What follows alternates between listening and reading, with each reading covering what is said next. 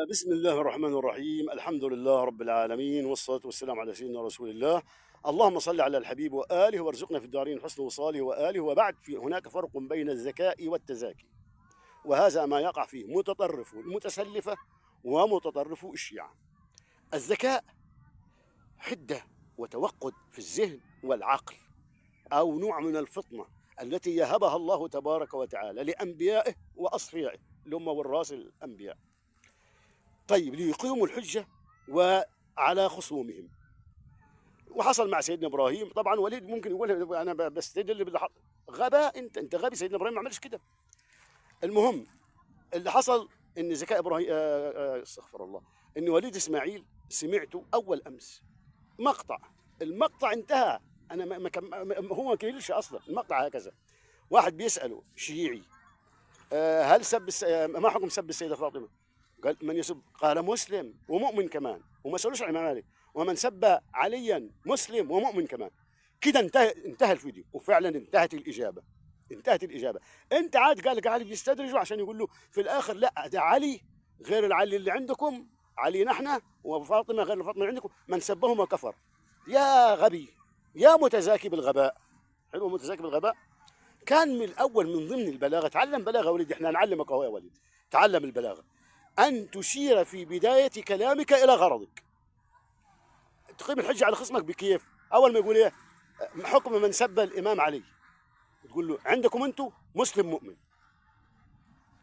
كده كده عندنا احنا كافر أو فاسق أو فاجر. لكن تجيب تقول له مسلم، كلامك انتهى كده.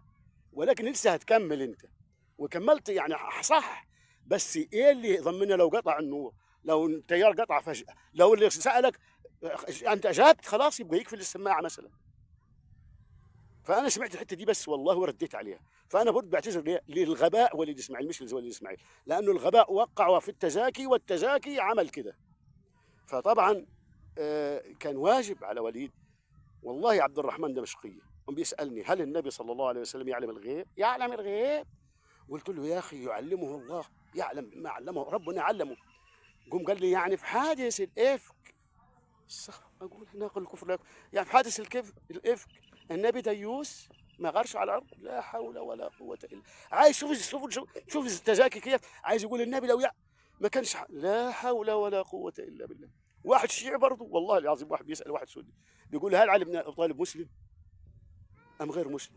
بقى ام كافر؟ والله قال: مسلم ام كافر؟ لا حول ولا قوه الا بالله. شوف، قال: يا جماعه صونوا اهل البيت. ولي اسماعيل يقول: ايه اليوم السيده فاطمه كذا، مش حتى السيد فاطمه هل عصى. لا اله الا يا جماعه، ما يجوز الكلام ده، ما يجوز. والله في تعريض من حيث لا. انتوا جهله، اتعلموا طيب البلاغه. ما تقولش الالزامات غلط. الالزامات ما ينفعش تغلط في الالزامات.